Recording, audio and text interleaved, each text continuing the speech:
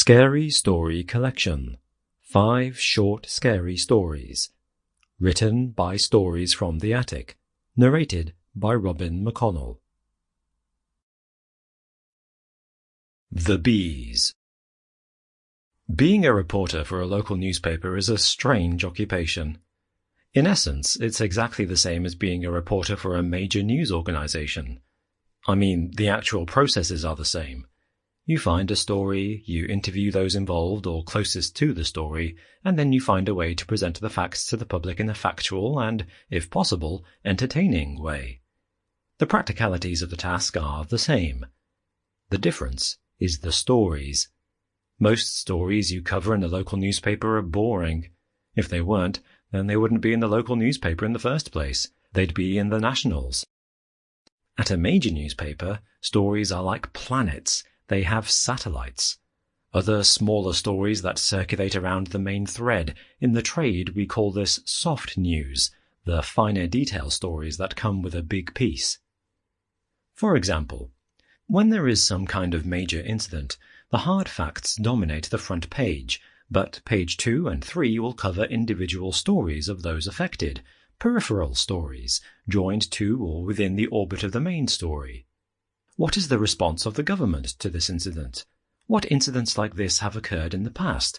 What do celebrities think about this incident, and what do the public think of what they think, and so on?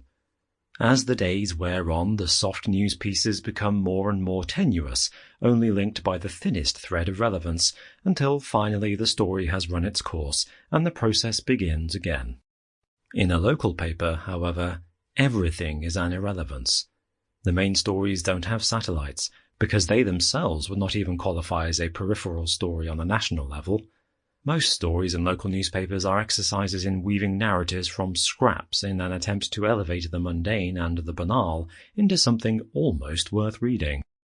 Sometimes, however, even in the tiny underpopulated corner of the universe, a comet flashes by, a celestial body so large that not only would it make national news, but would change how we think about what is and isn't possible.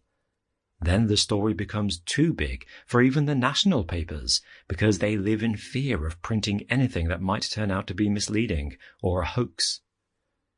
These stories have to find other outlets. This story, Arthur's story, is one of those. I first met Arthur Shirk in October of 2015.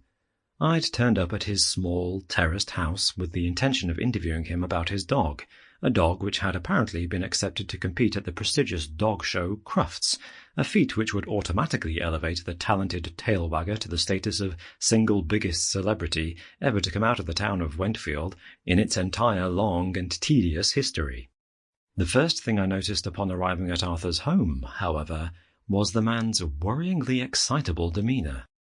He seemed positively ecstatic at the prospect of being able to talk to me, like a prisoner being told moments before he was due at the gallows that he was to be freed on account of there being a national shortage of rope. The second thing I noticed was the conspicuous lack of a dog. Rushing forward before I had even entered the house, he grasped my hands in his own and shook both of them furiously, as if a single conventional handshake would not be sufficient. "Oh, hello, hello!" he exclaimed, pumping my hands jerkily. "I'm so glad you're here, so glad. You'll see in a moment. Please, come inside, come inside."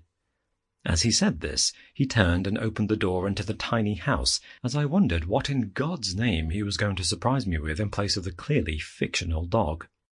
As a personal interest piece, Arthur's house in and of itself could have been a double-page feature. A few steps inside revealed him to be dealing with the twin compulsions of being an obsessive hoarder, whilst also being meticulously neat. I had visited the homes of hoarders before. Usually they were foul-smelling places, the entire dwelling swirling with a noxious mixture of mould, dust, and dampness. In most, the actual living area was a cramped corner amongst the constructed nest of squalor. Magazines and junk mail dating back decades, yellowing and dried by central heating, would be found stuffed into every crevice, whilst pile upon pile of junk and ephemera was assembled around, covering every possible piece of floor space. Sample complete. Ready to continue?